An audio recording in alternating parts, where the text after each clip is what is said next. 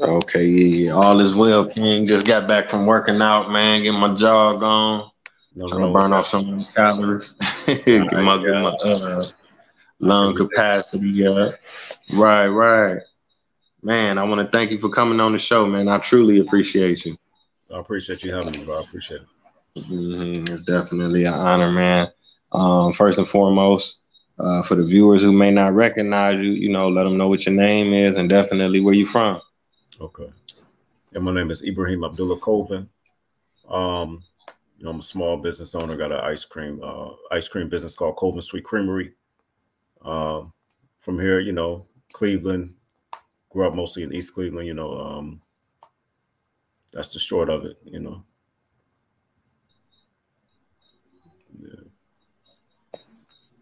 Oh yeah, no doubt, man. Big shout out to East Cleveland. For the viewers, we got a worldwide audience. We got Cleveland and we got East Cleveland. East Cleveland is a very, very special place. I had the opportunity, the blessing to spend some of my childhood in East Cleveland. You say, yeah, no doubt. EC Yeah, is a no. special place, no doubt. It's his own Right, planet. that's what I'm saying. Gotta let them know. It's his own planet. Yeah, yeah. Right, right. That's what's up, man. Hold on one second. Let me put this thing on here. Now I can edit it up. Okay, yeah. Okay, so yeah, I want to get the viewers a little bit of background. So I just got hip to your business. I believe we met at the Time to Heal conference. Right. Big shout Yeah, out to Bashir Jones. It was an amazing event. no doubt. I had the opportunity to speak on a panel about Mhm. mental health for Black men. And Yeah. at that time, that's when I became aware of your business and I got a chance to sample some of your products. And man, I had to be honest, it was off the hook, man. I was blown away. I mean, ice cream is ice cream, but Right. whatever you doing, you got like a special niche. You know what I'm saying? Yeah. Yeah. Yeah. I try to perfect my craft in anything I do, but that's something that I happen to kind of fall into by chance. Not it wasn't really planned for me to get into the ice cream business. It just happened, kind of, I had my grandmother used to make ice cream when we were kids. So one day I just happened to have a taste for some and I wanted to share it with my children. And I just called her like, grandma, how you make ice cream? And it kind of started from there. That was like 18 years ago now. And it just kind of organically spun into a business and now we're trying to trying to push it and grow it. you know Wow, that's amazing.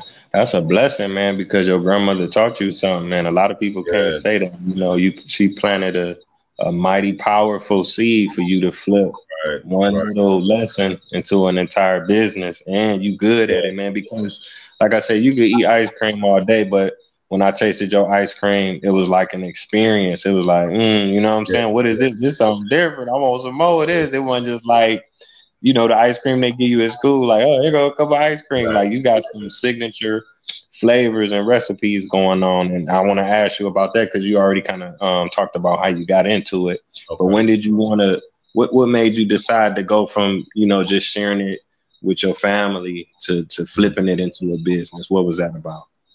Well, basically, like I said, when I first made it, um, it came out, came out pretty good, especially for my first time doing it.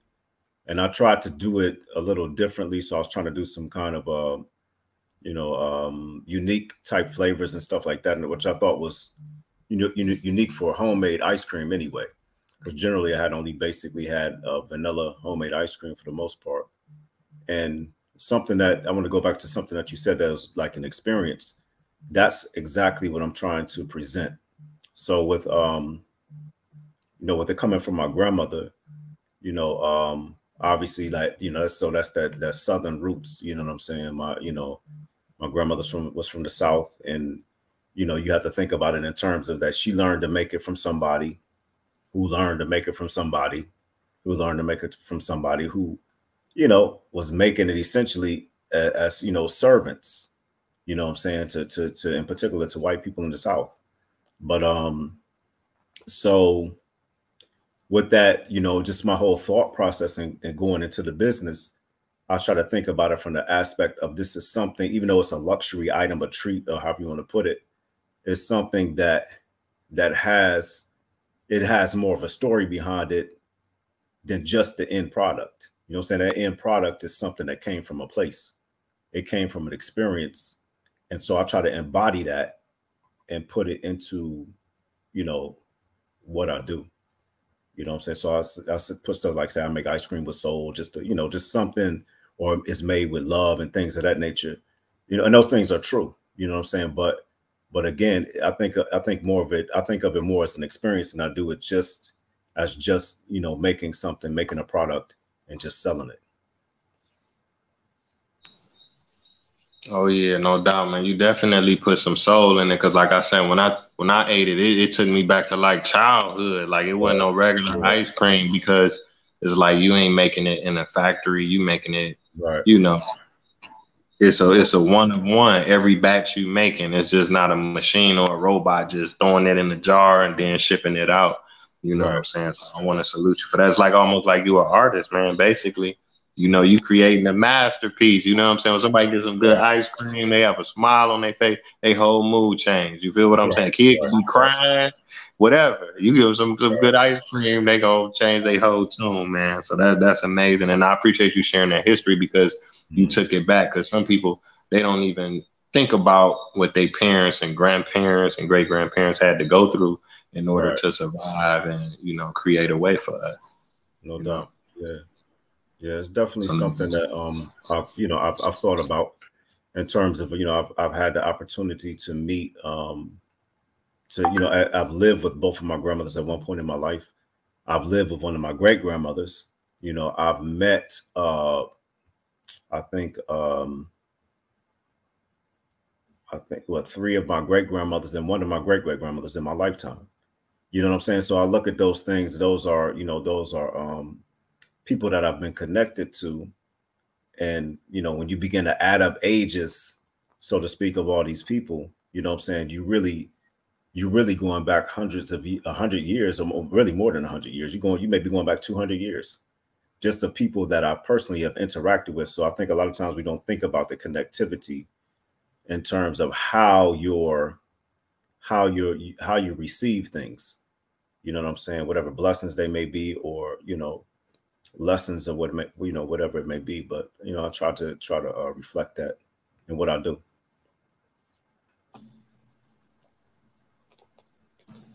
Oh yeah, no doubt. That's a major blessing. Because I don't know if you know or not, I'm a genealogist. So I basically do family trees for people, a person to pay me, and then I research their family tree. So I go back into the 1800s, 1900s, 1700s. But I did my own family tree, and that stuff is very, very important. It's vital. You know what I'm saying? It's just as important as the air we breathe.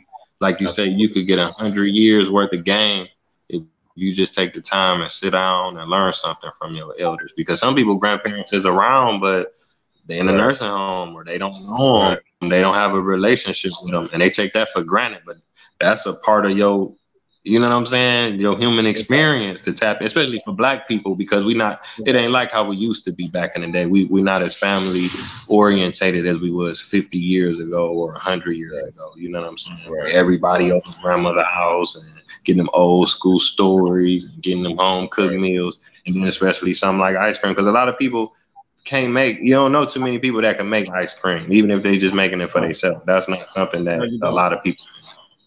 Yeah, no, you don't. Not only that, you think about it too in terms of where they were during Jim Crow era, there were laws in which Black people couldn't eat vanilla ice cream, I think, on Saturdays in certain places. You know, so all those things are real. Even the song for the ice cream jingle, the jingle that we hear on the trucks. You know what I'm saying? That was a song that was produced by Columbia Records back in the 1920s, maybe 1919 or something like that. But it was in the early 20th century. So either between 1919 and 1920, I believe. But the name of the song was Niggas Love Watermelon. You know what I'm saying? So that same jingle that we hear, as if we hear an ice cream truck coming down the street today, that song is called Niggas Love Watermelon. You can look it up, you can Google it, or you can listen to the song on YouTube because it's there. It's an actual song that was recorded by Columbia Records back then. And so with, those things being understood, again, I tried to embody that, so to speak, and take it, take ownership of something that was used, to as a point of degradation for our people, and I try to have, I guess, and use it as a means of empowerment, so to speak, and taking control of it, being able to perfect the craft, and being able to do what I want to do with it. You know what I'm saying? And just try to produce a good product and have an experience behind it. Man, you dropping some serious knowledge on us, man. That's cold blooded. That's wicked that they would make that song like that and wouldn't allow black people to eat ice cream in certain places. I mean, we from a different generation, we didn't see that, but just hearing, like, you can't even fathom what type of damage that would do to especially children psychologically. But you still kind of see elements of it. Like, it was a little video with the kids going to Sesame Street, and then Big Bird to play with the white kids, but wouldn't play with the black kids. It was like, or even with the baby doll test, where they be like, which doll is the pretty doll? Which doll is the mean doll? Which doll is the ugly doll? Which doll look like you? So it's just, man, that's mind blowing that people would do those type of things, Yeah, no doubt. Absolutely. Yeah. Okay, now I wanted to get into it. I don't know how much you could go into it. I know you got the secret sauce, but what are some of the flavors that you have? Because sometimes the name, kick it off, so people want to know. Okay, well, the flavors I have a vanilla, what I call vanilla blonde, and I call it vanilla blonde because it's vanilla ice cream, and I have two versions of vanilla blonde right now. So I have one that's vanilla ice cream with sugar cookies mixed into the ice cream. The other one is vanilla ice cream with bean pie mixed into the ice cream. Which is, the bean pie, that one I've never heard of anyone that has done that. I'm not saying it hasn't been done. I just never heard of it personally. And I've never met anybody who said, yeah, I've had this before. This is something that I've heard about. Another flavor I do chocolate satin, which is a chocolate ice cream with a chocolate satin pie inside of it. So I, make the ice cream homemade, and then I immerse an entire pie. I mix it into the batch of chocolate ice cream. The other one is what I call strawberry wedding, which is strawberry ice cream with a fresh strawberry cake, homemade strawberry cake. And I try to use as much homemade desserts as I possibly can, so it's a strawberry cake immersed inside of the strawberry ice cream, which is personally probably my favorite.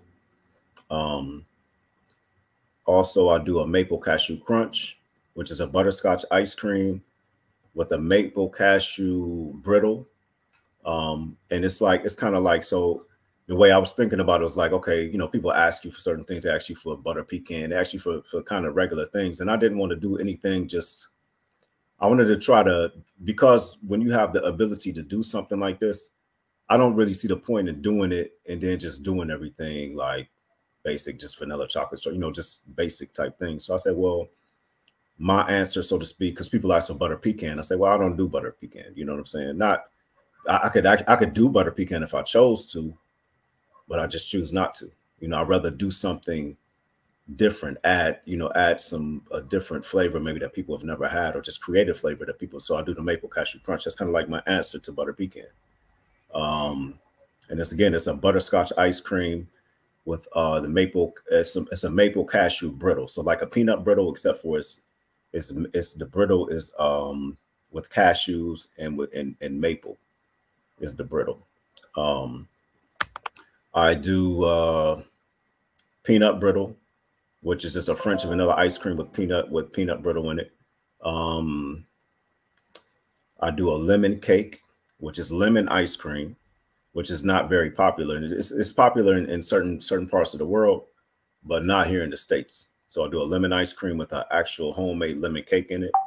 It's really, really good as well. Also, I do a coffee. I do with a nitro cold brew coffee.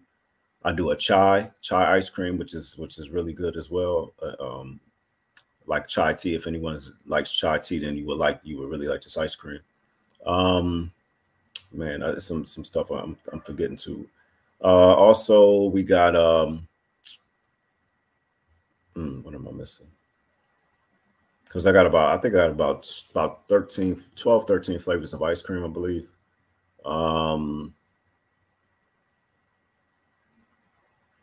It'll come to me. But I also have like some non-dairy ice cream. I'm sorry, not non-dairy ice cream, but I have sorbets. You know, so the sorbets are water-based, water, fruit, sugar-based, basically. And I'm also working on a vegan ice cream because I get a lot of requests for it. It's just that I don't have the time. You know, the time is kind of hard to come by to do a lot of things that I want to do right now. But I plan on having a vegan ice cream and some other things, you know. So I'm just, you know, it's constantly trying to perfect my craft, man, and add to it and add value. Some people request certain flavors. Oh, I have a raspberry red velvet. That's another real popular one. So it's raspberry ice cream with the red velvet cake inside of it. You know, that's really a good flavor and a nice, a really popular flavor. You know, so I just, you know, again, I may come up with something in the middle, just, you know, like the night and say, you know, I'm going to make that, you know, I'm just going to do it tomorrow or something, you know. So, you know, whenever I kind of come up with something or I'm feeling something, I try it, you know, and, you know, it usually works for the most part because you just you kind of begin to understand the chemistry of it. You kind of begin to understand what goes together and what doesn't go together. After you've kind of got your, you know, honed in on your craft, so to speak.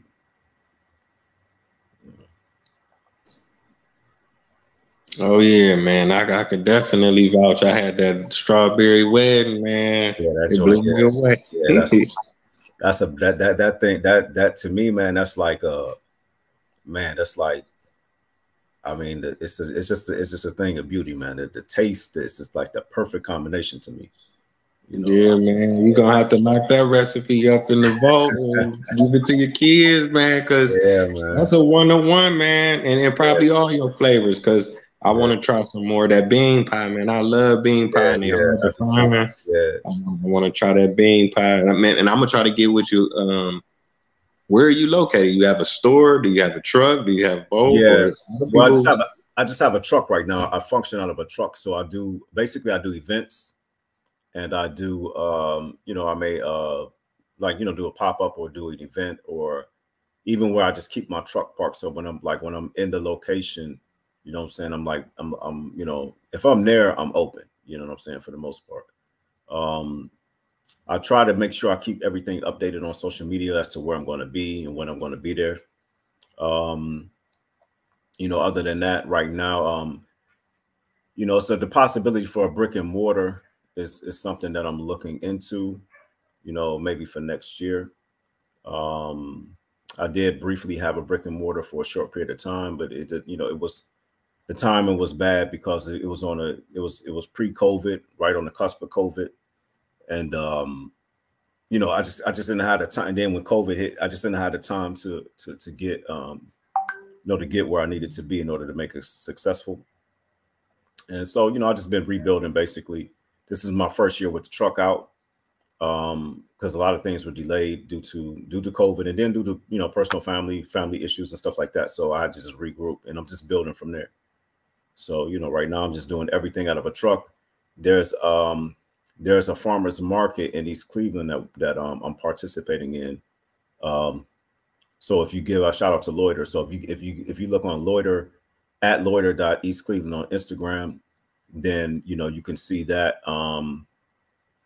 That's the one place that I'm trying to be regular at right now. I have a couple other spots where I have like invitations, but you know, in terms of me just being there all the time, I'm not able to do it like all the time right now because it's you know, one of the things about this thing is that it's, you know, it's a lot of work. You know what I'm saying? It's a lot of work from one person, you know, and you know, when people look inside my truck and my freezers, they see all those buckets, and it's like, you know, I ain't just sit them outside and they just get filled. They just fall out the sky and they fill up. You know what I'm saying? I got to go make that stuff. So it's like, you know, it's a lot of work and it takes some time. So, you know, I have to take, like, for instance, I have to take this week to prepare. I'm going to do the Fresh Fest this year. So I'm trying to, you know, get all my product together for that, even though that's like what, 2 weeks away or whatever. But, you know, I have to, you know, I have to take the time to prepare for it, you know. Oh yeah, no doubt, man. Like I say, it tastes so good. I know you putting in some work with it. Now I wanted to ask you about the truck. Like, are you like a traditional ice cream truck? Do you like ride just through the neighborhood and you try to sell it, or you pretty much park most of the time unless you have to go somewhere? Yeah, I'm parked most of the time. I ride it to a destination, because you know it's just not. I guess the business model is different than a traditional ice cream truck, because I'm not selling like, you know, like popsicles and different, like, you know, little snow, you know, all these different items, you know what I'm saying? It's really more like, so if you imagine like maybe a Mitchell's or something on wheels, you know, because it's batch ice cream. So I'm scooping it from buckets, or I'm serving like half pints and stuff like that. And, you know, so from that perspective, it's not convenient for me to just drive around, because it's really, you know, it would just, you know, because I need, you know, I have to have a generator to keep my freezers on and stuff like that. So I go to where I go, I park, break out my generator or plug up with it, whichever is available. So, you know, that's basically how I'm doing right now. But again, you know, I'm going to be expanding somewhat, you know, hopefully early next year. Well, when I say early next year, I mean early ice cream season next year, you know, mid-March or so, you know. Oh, okay, cool, man. I definitely respect what you're saying. I understand. Now I wanted to kind of ask you, like you was talking about expanding and you doing a lot of it on your own. Are you looking for, you know, business opportunities or investors or apprentices or employees or donations, or you pretty much got it under control and under wraps? No, I mean, I'm definitely open to all of that. I mean, it's, you know, what it takes, you know, most people don't realize what it takes to start a business, not only to start a business, but to be successful in a business. You know, that's why many businesses fail, you know, early on. You know, so I started this full time in 2018. You know, I was working previous to that. I had been at my job for like 17 years. You know, so you know, they were offering a buyout. I took the buyout in my retirement money. I went into this full time, and you know, it takes a lot. You know, and really, when you really get into it, you realize how it's really, you know, the game is rigged, and how it's ultimately a setup for you to fail. Businesses are really, the whole idea of business is really something for rich people. You know what I'm saying? And most of us, we don't have those types of resources. You know, we don't, you know, most of us, we don't even know nobody rich. You know what I'm saying? And I'm not talking about, when I say we don't know nobody with money, so to speak, I'm not even talking about, you know, if, you know, I don't care if you know somebody with $1 million, you don't know nobody with money. You know what I'm saying? Because you can blow $1 million in a day. You can buy a house with $1 million. That's not money. So we have to rethink, you know, and, you know, or, you know, yeah, rethink or you know, re-educate ourselves on what it, you know, how the system is set up, you know what I'm saying, and how to circumvent the traps in it, you know, because it's full of traps, man. They take you through so many things that, you know, if you're not resilient, then you would just quit, you know, because I mean, in terms of, you know, money, when you have your business and you doing all the work, technically you're getting paid the least, and really you're not, more than likely you're not getting paid anything for the amount of work you do. If you were employed by someone and they were trying to work you like this, so to speak, you would quit. You would say, I'm not doing that.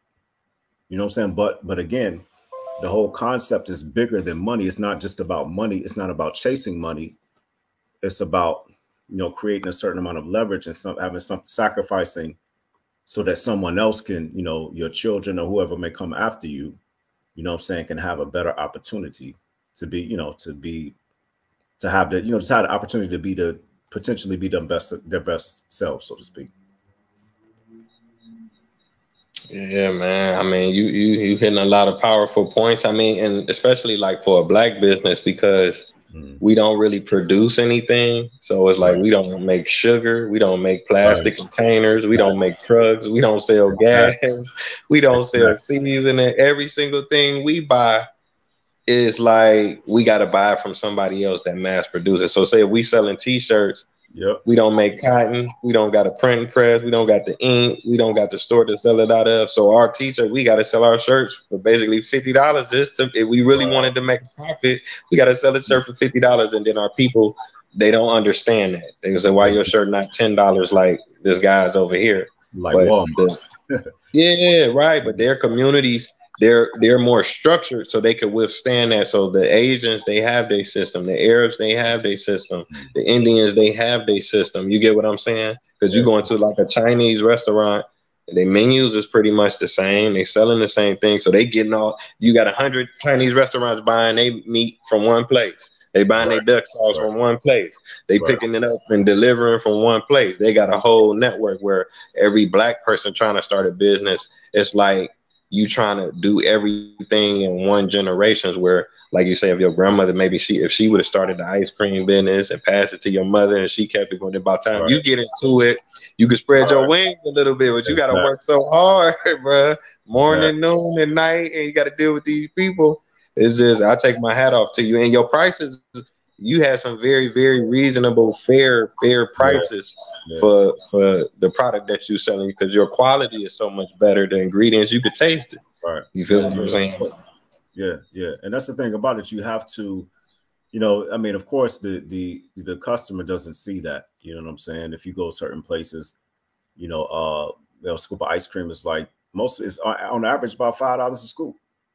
You know what I'm saying? And you know, I was in Dave's supermarket. When you go to Dave's supermarket, you look on they have the billboard or the like a poster board, like a chart, kind of like a genealogy chart, and they show how it was started from their great grandfather